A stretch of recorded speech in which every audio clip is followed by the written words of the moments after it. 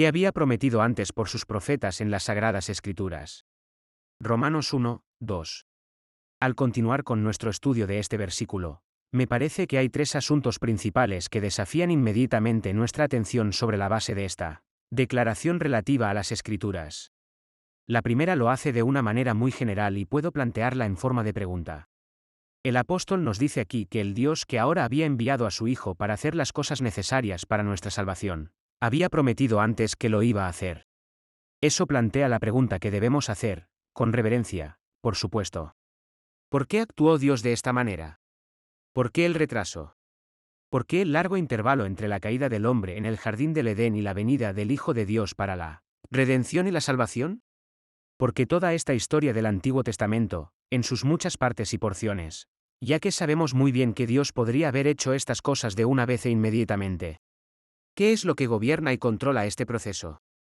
Hay un sentido, por supuesto, en el que no podemos intentar responder finalmente a tal pregunta, no lo sabemos, pero siempre es nuestro asunto ir tan lejos como podamos, ayudados y auxiliados por la enseñanza de las Escrituras. Y, por lo tanto, me gustaría sugerir algunas respuestas como estas, porque este problema ha dejado a menudo perplejas a muchas personas. No pueden entender por qué durante tanto tiempo, durante tantos siglos, este conocimiento de Dios estuvo confinado a una sola raza, mientras que todos los demás pueblos del mundo vivían en la oscuridad y el antagonismo, y se preguntan la razón de ello. Pues bien, sugiero las siguientes respuestas. La primera es, ¿qué es la manera de Dios de revelar la profundidad del pecado, la manera de Dios de mostrar a la humanidad, y nos enseña lo que es realmente el pecado, lo terrible que es, que no es simplemente un acto ligero de desobediencia o un fracaso, sino que es realmente una profunda enfermedad del alma del hombre que conduce a consecuencias terribles y espantosas. Creo que tenemos una ilustración de esto en el 5º capítulo del Evangelio de Juan. Verán, lo terrible del pecado es que nos ciega la verdad de Dios. El argumento de nuestro Señor en esa ocasión fue el siguiente. Estos hombres afirmaban ser expertos en el Antiguo Testamento, eran los maestros, las autoridades en los libros de Moisés, y nuestro Señor les dice, volved a leerlos, os enorgullecéis de Moisés. Decís que es vuestro conocimiento de él y de sus escritos lo que os da la salvación, pues bien, id a leerlo, porque él escribió sobre mí. Pero la tragedia fue que no pudieron ver eso. El apóstol Pablo, recuerdan, retoma el mismo punto en el capítulo 3 de 2 Corintios. La tragedia de los judíos dice, es que, aunque se les lee Moisés todos los sábados, no ven la verdad. Sus ojos están cegados, hay un velo sobre sus corazones. Ahora bien, eso es lo que es el pecado, y con todo este registro de la revelación de Dios a ellos, eran el propio pueblo elegido de Dios, tenían los oráculos de Dios y los leían sábado a sábado y más a menudo, y sin embargo no podían ver la verdad debido a la ceguera que es siempre el resultado del pecado. Pues bien, todos estos pasajes ayudan sin duda a poner esto de manifiesto, y encontraremos lo mismo, el mismo efecto del pecado, en otras formas la terrible degradación en la que se había hundido el mundo, cuando lleguemos a la segunda mitad de este primer capítulo de la epístola. Parte del propósito de Dios, por lo tanto, diría, es revelar la naturaleza del pecado. Pero otra respuesta seguidamente es esta, que de esta manera Dios está probando finalmente a la humanidad que cualquier intento por parte del hombre de salvarse a sí mismo es inútil. Dios le dio al hombre una oportunidad completa de salvarse a sí mismo si podía hacerlo. Mire las grandes civilizaciones que se levantaron, algunas de ellas se mencionan en la propia Biblia. El hombre ha hecho estos esfuerzos e intentos para resolver sus problemas, cree que puede hacerlo. Su orgullo intelectual le hace decir eso, su confianza en sí mismo en el pecado le hace decirlo. Muy bien. Dios, por así decirlo, se ha quedado atrás durante todos estos largos siglos y ha dicho, ahora dame la prueba, haz lo que dices que puedes hacer. Así que, usted ve, estas grandes civilizaciones, Babilonia, Egipto, Nínive, Grecia y Roma surgieron una tras otra, pero todas fracasaron. La humanidad se encuentra cara a cara con esta evidencia. Por supuesto, la humanidad no la acepta, no la reconoce. Pero los hechos están ahí. Están probados por esta larga historia del Antiguo Testamento, que, a pesar de toda la concentración de esfuerzos del hombre, y de toda su capacidad, está tan lejos de Dios al final como lo estaba al principio. El apóstol Pablo, lo recuerdan, pone eso en una frase memorable en 1 Corintios capítulo 1, donde dice, el mundo por la sabiduría no conoció a Gad. Y no solo no conoció a Dios, sino que no pudo enseñarse a sí mismo a vivir. El paso de todos estos años lo establece. Es más, podemos ir más allá. Dios ha demostrado por lo que hizo a través de estos largos siglos, que ni siquiera dar su propia ley a la humanidad podría permitirle salvarse a sí misma. El apóstol lo expone, lo encontraremos, en Romanos 8, 3, porque lo que la ley no pudo hacer, por cuanto era débil por la carne, Dios enviando a su propio Hijo en semejanza de carne de pecado, y por el pecado, condenó el pecado en la carne, para que la justicia de la ley se cumpliera en nosotros, que no andamos según la carne, sino según el Espíritu. Pero aquí está el meollo del argumento, lo que la ley no podía hacer. Nunca se pretendió que lo hiciera, pero la gente creía que podía, la gente decía, danos una ley, dinos cómo vivir, y la viviremos y nos pondremos en orden, y todavía lo dicen. Pues bien, Dios les dio la ley, sin embargo, no pudieron cumplirla, la debilidad de la carne los incapacitó para ello. Así que la historia del largo paso de estos siglos en el caso de los hijos de Israel, una nación especial creada por Dios, bendecida por Dios, a la que Dios le dio los registros y la revelación completa, todo esto nos muestra que aún así no pudieron guardar la ley, sino que se alejaron de Dios. Ahora la condenación está establecida, la incapacidad del hombre es absolutamente cierta. Pero, finalmente, creo que hay otra respuesta, que Dios quizás hizo esto para mostrar su propio señorío, sobre todo, para mostrar su control absoluto, para mostrar su autoridad final.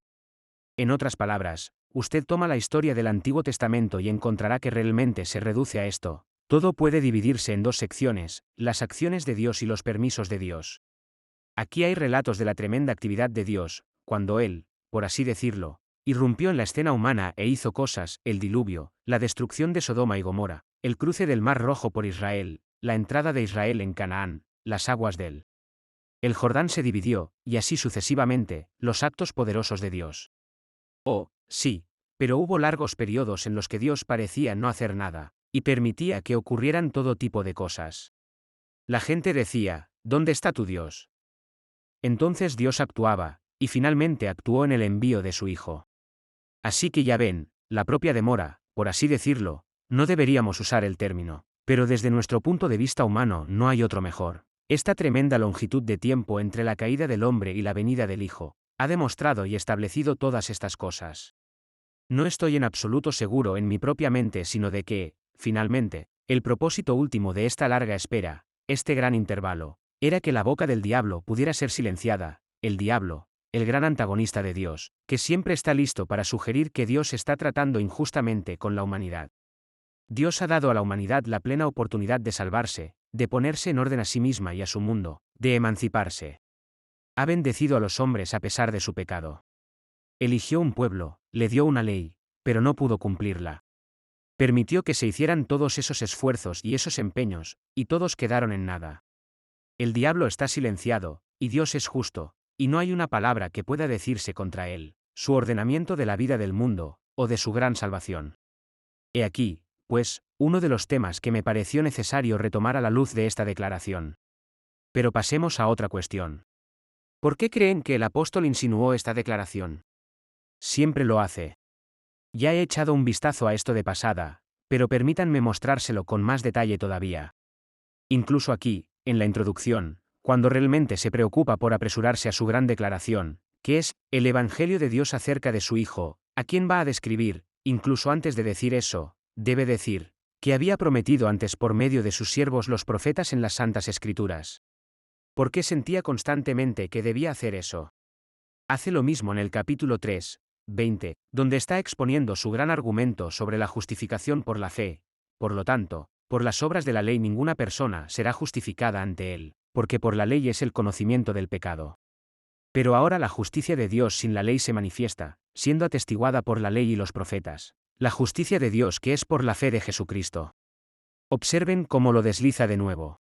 Siendo atestiguada por la ley y los profetas, en todas partes. Pero la más interesante y notable de todas las ocasiones en que lo hace es en el penúltimo versículo de toda la epístola, el capítulo 4 y 26. El apóstol comienza esta carta y la termina casi exactamente de la misma manera. Empecemos por el versículo 25.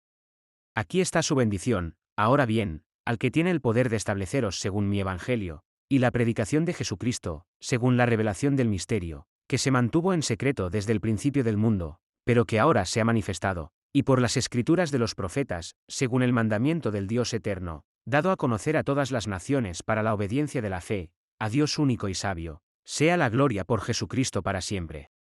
Vea cómo lo introduce al final, empieza con Él, se refiere a Él, termina con Él. Qué ansioso parece haber estado de que los miembros de la Iglesia de Roma vieran la importancia vital de la posición de las Escrituras en estos asuntos. Puede que en este momento le apetezca decir, ¿por qué no se pone Pablo manos a la obra? ¿Por qué no se olvida del Antiguo Testamento? ¿Por qué sigue trayendo estos profetas y estas Escrituras? ¿Qué tiene que ver todo esto? Pero, como he dicho, este era su método habitual. Tomemos, por ejemplo, lo que se lee en el capítulo 17 de los Hechos, al principio. Cuando pasaron por Anfípolis y Apolonia, llegaron a Tesalónica, donde había una sinagoga de judíos, y Pablo, según su costumbre, ahí está. Entró en ella, y durante 3 sábados discutió con ellos acerca de las Escrituras. No les contaba historias. No hablaba de sí mismo, ni ilustraba su charla con cuentos conmovedores. No se limitó a dirigir cantos. Razonaba con ellos a partir de las Escrituras, abriendo y alegando que era necesario que Cristo padeciera y resucitara de entre los muertos, y que este Jesús que os anuncio es Cristo. Ya ven su método, las Escrituras, el Antiguo Testamento, Moisés, la ley y los profetas. Los tomó y razonó con esta gente a partir de ellos, probando y alegando y demostrando su punto. Y luego recuerda lo que hace cuando escribe su primera epístola a los Corintios. Había habido problemas en esa iglesia desde que el apóstol estaba allí, problemas causados por diferentes maestros y otras cosas. Escribe una carta, y en el capítulo 15 comienza así: además, hermanos, os anuncio el evangelio que os he predicado, que también habéis recibido, y en que estáis parados, por lo cual también sois salvos, si guardáis en la memoria lo que os he predicado, a menos que hayáis creído en vano. Porque primeramente os transmití lo que yo también recibí, que Cristo murió por nuestros pecados según las Escrituras. Según las Escrituras, ¿por qué sigue diciendo eso? ¿Por qué no se olvida de las Escrituras? ¿Por qué no sigue con la predicación positiva? Dirá usted. ¿Por qué no nos habla de Jesucristo? ¿Por qué seguir arrastrando, según las Escrituras? Pero, ya ven, lo hizo, siempre lo hizo. ¿Por qué, entonces, hace esto el apóstol? Permítame sugerir algunas de las razones. En primer lugar, lo hizo porque estaba ansioso por demostrarles que este evangelio que él y otros estaban predicando no era en un sentido algo nuevo y extraño y un posible alejamiento del pasado. Esa es la acusación que se le hacía. Había gente que decía, y especialmente los judíos, ¿qué es esta nueva enseñanza? ¿Qué es esta nueva idea? ¿Qué es este Jesús del que hablan? No era un fariseo, ni un miembro del Sanedrín, ¿cómo podría haberlo sido? Y así sucesivamente. Ahora bien, el apóstol estaba ansioso, digo, por mostrar que este evangelio no era una desviación del pasado, ni una ruptura total con las Escrituras del Antiguo Testamento. Su objetivo era mostrar que no era más que una continuación de lo que Dios ya había estado haciendo, que era el mismo gran propósito de Dios que había comenzado allá en el jardín del Edén. Él había estado trabajando a lo largo de los tiempos del Antiguo Testamento. No era más que otro acto en el mismo drama, no algo totalmente diferente, una continuación, un cumplimiento. De hecho, como ya hemos visto al tratar nuestro análisis de esta epístola, el gran argumento del apóstol en el capítulo 4 es que Dios sigue utilizando el mismo método que siempre había utilizado, es decir, la fe, que Dios nunca había justificado a nadie por sus obras, siempre por la fe. Abraham fue justificado por la fe. David fue justificado por la fe, y lo enseñó en su Salmo 32. Y Dios sigue haciendo eso, dice el apóstol Pablo, el mismo Dios, el mismo propósito, la misma salvación, el mismo método de salvación. Por lo tanto, qué importante es que conozcamos nuestras escrituras del Antiguo Testamento. Pero hay una segunda razón, era la del apóstol, por supuesto, de establecer los 2 puntos principales en su predicación. Ahora, en Hechos 17:3 se nos dan realmente los 2 puntos que este gran predicador siempre hacía cada vez que predicaba: abrir y alegar que Cristo debía necesariamente haber sufrido y resucitado de entre los muertos. Ese era el punto número 1. Punto número 2, que este Jesús que os anuncio es el Cristo. Los judíos, como ven, se habían hecho una idea del Mesías de que iba a ser un gran militar y político, que vendría y establecería su reino y fundaría un ejército y atacaría a los conquistadores romanos y los destruiría, y se convertiría en un gran gobernante mundial inmediatamente.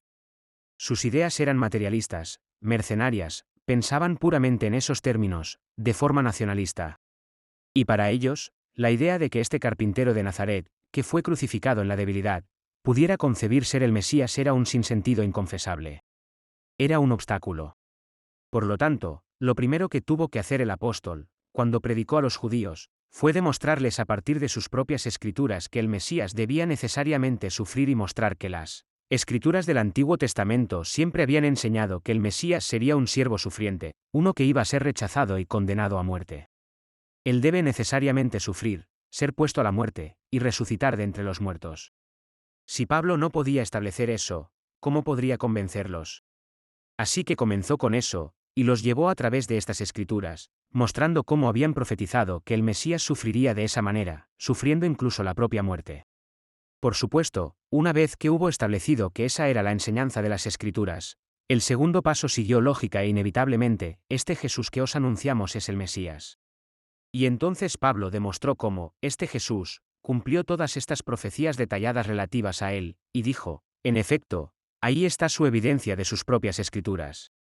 Pero él no podría haber prescindido de las escrituras, por eso las utiliza como lo hace. En el capítulo 1, 202 Corintios, expone su caso de la siguiente manera, porque todas siguen el amén, para la gloria de Dios por nosotros, cada una de las promesas en parte y porción, en detalle o a lo grande, da lo mismo. Todas las promesas de Dios en él son sí y son amén. Aquí está el cumplimiento de una vez y para siempre. Todo está en esta única persona. Él es el cumplimiento de todo el Antiguo Testamento. Y finalmente creo que el apóstol razonó a partir de las Escrituras por una razón más. Tuvo que hacerlo para tratar otro aspecto del problema judío, que le preocupaba mucho, y con razón. Tome ese tremendo argumento que encontrará en los capítulos 9, 10 y 11 de esta epístola a los romanos.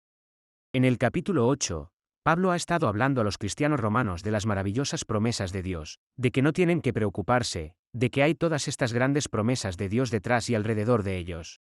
Pero, inmediatamente, alguien diría, eso no nos ayuda mucho, porque leemos nuestras escrituras del Antiguo Testamento y vemos allí las maravillosas promesas que Dios dio a los judíos, pero los judíos no parecen estar muy presentes en su iglesia, parecen estar fuera, y los gentiles se agolpan. ¿Qué pasa con las promesas de Dios a los judíos? Ese es un problema que hay que afrontar, y si el Evangelio no puede responder a eso, se derrumba. Pero el Evangelio puede responder a ese problema. Y en los capítulos 9, 10 y 11, simplemente repasando las escrituras del Antiguo Testamento, Pablo muestra que la doctrina de las escrituras del Antiguo Testamento es en última instancia la doctrina del remanente.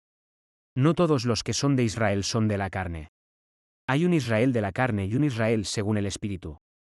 Lo demuestra a partir de las escrituras.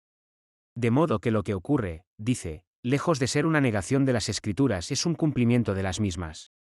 Pero, por supuesto, si no conociera las escrituras, si no aportara esto, no podría haberlo hecho. Además, sigue siendo una parte esencial de la predicación de las escrituras incluso hoy en día, y por eso es tan importante que usted y yo nos familiaricemos con estos grandes argumentos, y seamos capaces de utilizarlos. El apóstol en su predicación llevaba a la gente a través de toda esta enseñanza para que pudieran elaborarla y dar respuestas cuando volvieran a sus casas y fueran abordados por sus familiares por haberse convertido en cristianos. Podían demostrar que estaban en una posición bíblica. Esa es, pues, la segunda cuestión. Permítanme pasar. La tercera pregunta que me parece que se desprende de esta afirmación es la siguiente. Sin duda, hay algunas lecciones vitales para nosotros, ciertas cosas que debemos asir con firmeza y no perder nunca de vista. ¿Cuáles son?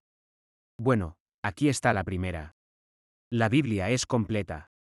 Tomando los versículos y dos juntos, lo pruebo de esta manera. El argumento de este segundo versículo es que el Antiguo Testamento es la palabra inspirada de Dios, que fue escrito por hombres que fueron movidos por el Espíritu Santo, sus profetas, los profetas de Dios, no meras palabras de hombres, sino la revelación dada a hombres que luego fueron inspirados para registrarla. Eso es el Antiguo Testamento. Pero ya, recuerdan, al tratar el término apóstol, vimos en el primer versículo que lo mismo se aplica a los escritos del Nuevo Testamento, pues o bien son escritos por apóstoles o bien se puede rastrear directamente la autoridad apostólica. Muy bien entonces. Decimos que en el Antiguo Testamento y en el Nuevo Testamento tenemos la revelación completa que Dios ha dado al hombre sobre su verdad. Esto me lleva a decir que nunca debemos añadir nada a esta revelación. Y esa es nuestra respuesta protestante a la Iglesia Católica Romana. Toda su posición es, por supuesto, que desde el final de este canon de las Escrituras, Dios ha continuado hablando a través de aquellos que son los sucesores de los apóstoles, a lo que ya hemos respondido que no existe tal cosa como un sucesor de los apóstoles. Por definición es imposible, porque un apóstol es alguien que debe haber visto al Señor resucitado, debe ser alguien que ha sido comisionado y a quien se le ha dado este cargo. Estamos construidos sobre los cimientos de los apóstoles y profetas, no se puede añadir nada a los cimientos, están puestos una vez y para siempre.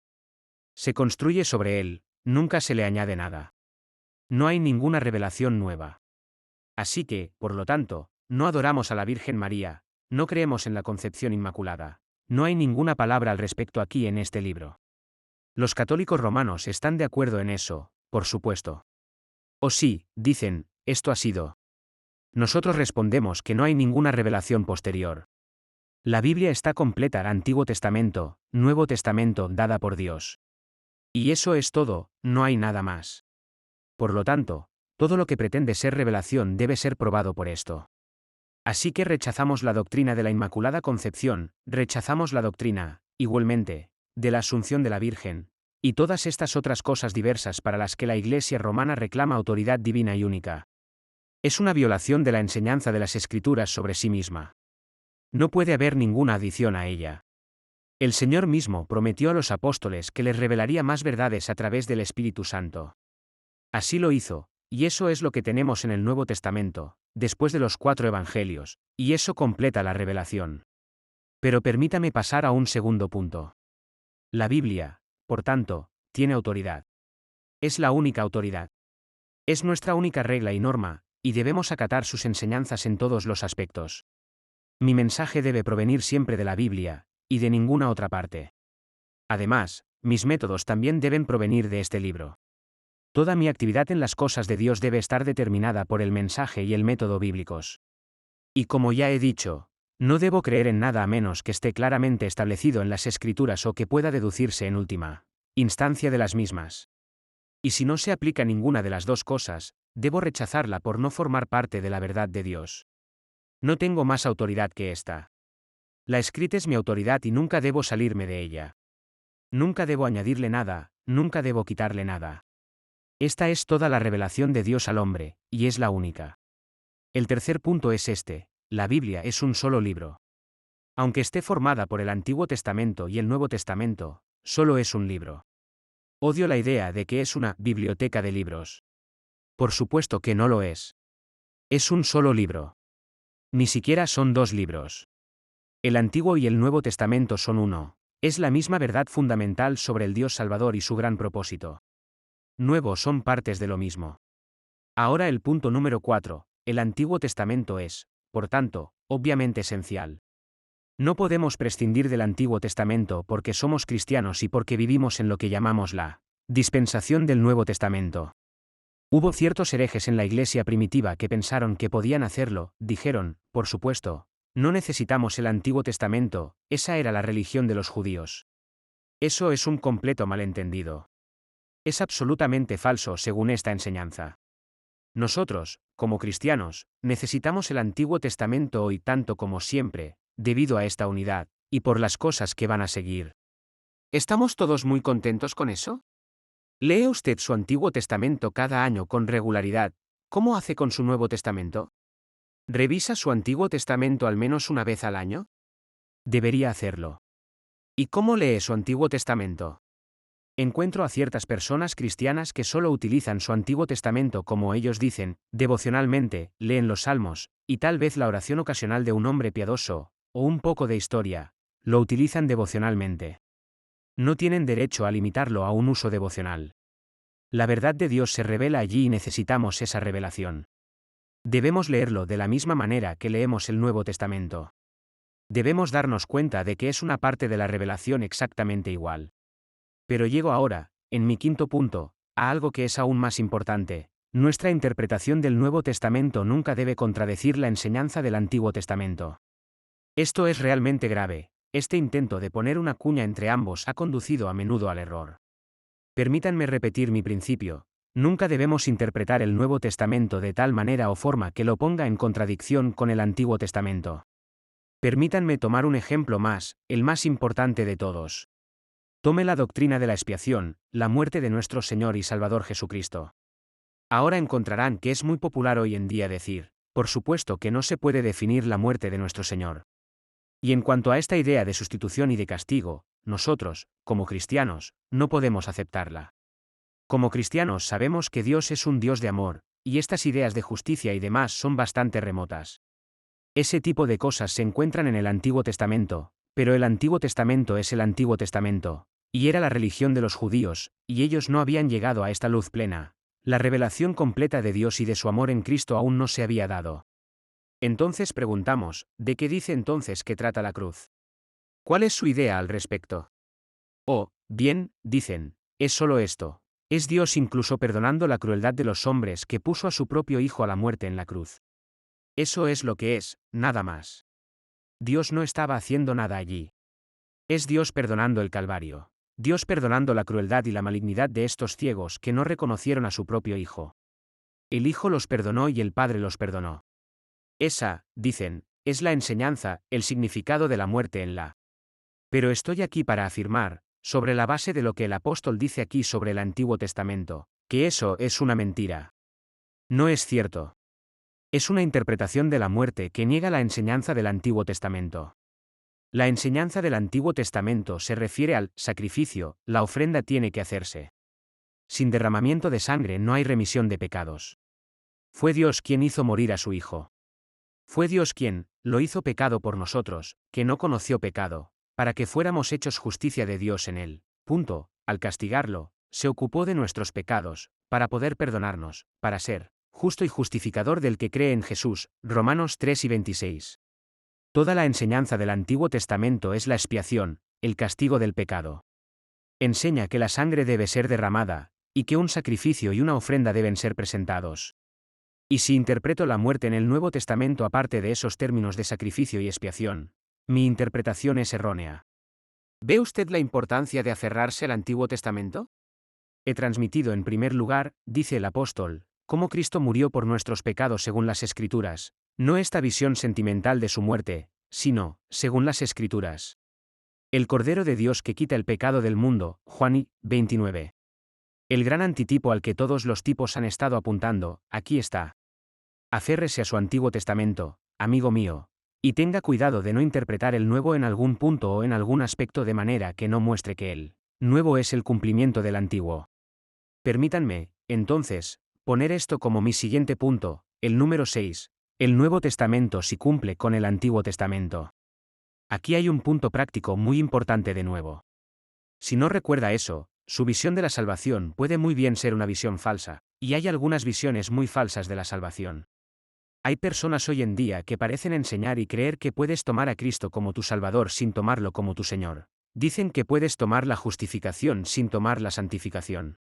Dicen que se puede obtener el perdón de los pecados sin la santidad. Es una mentira.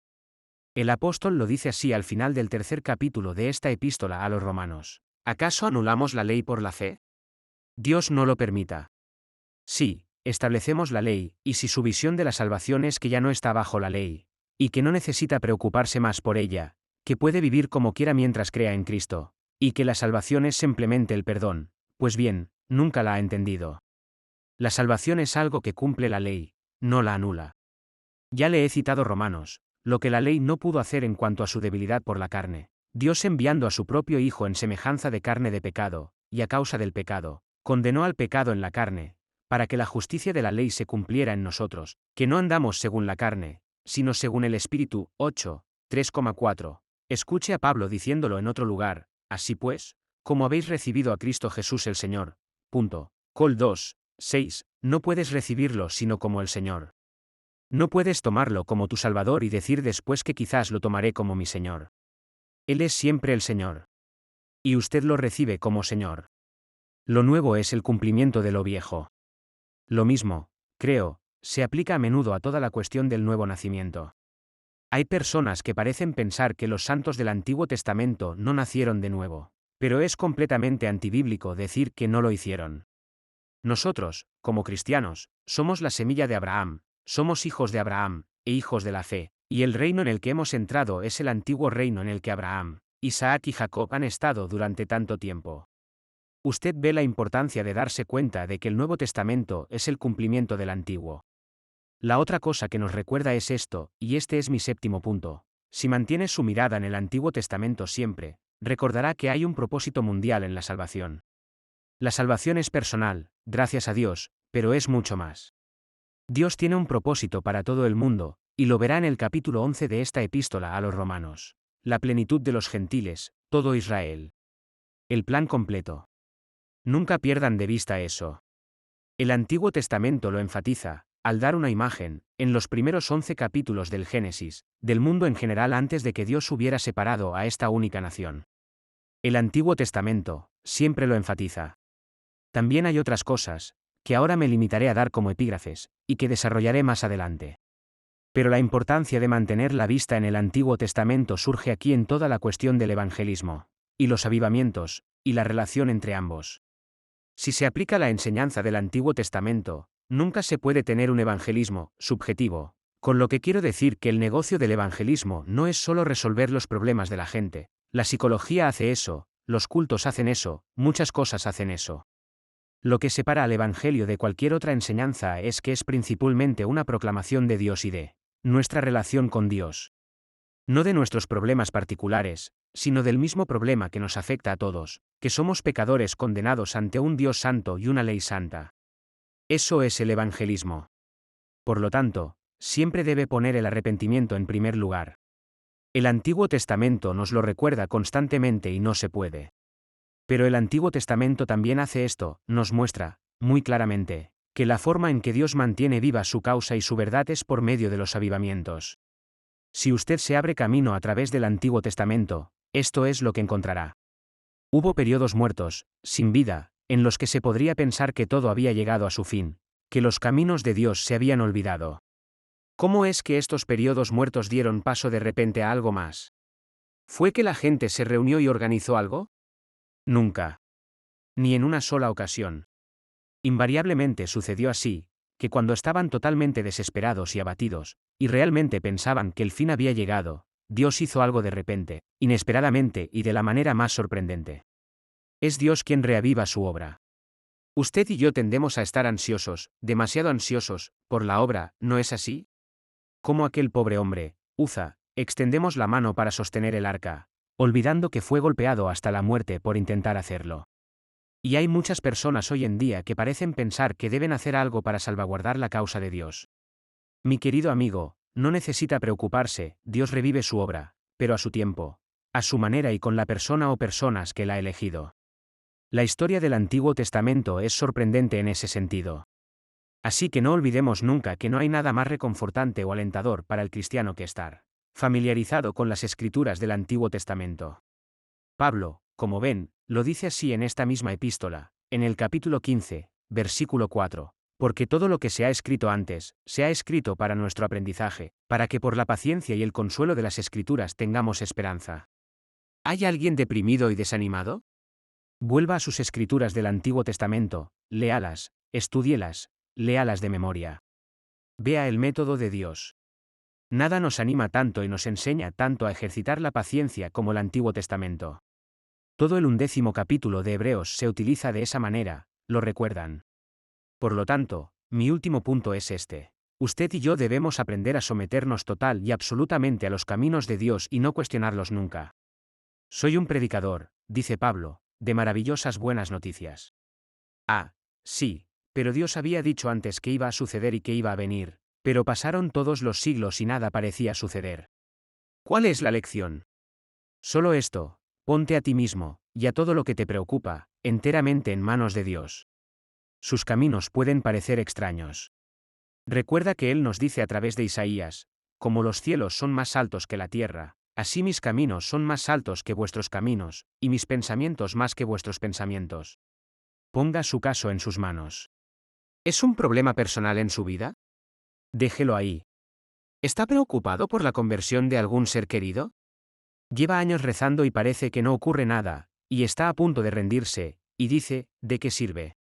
Si se siente así, vuelva al Antiguo Testamento y comprenda que después de que Dios diera la promesa sobre la semilla de la mujer en el jardín del Edén, pasaron 4000 largos años antes de que la semilla de la mujer viniera realmente y fuera un bebé en Belén. No se rinda. Ese es el método de Dios. Estos son los métodos de Dios, yo no los entiendo, pero esa es la enseñanza del Antiguo Testamento. Eso es lo que deduzco de este pequeño versículo entre paréntesis.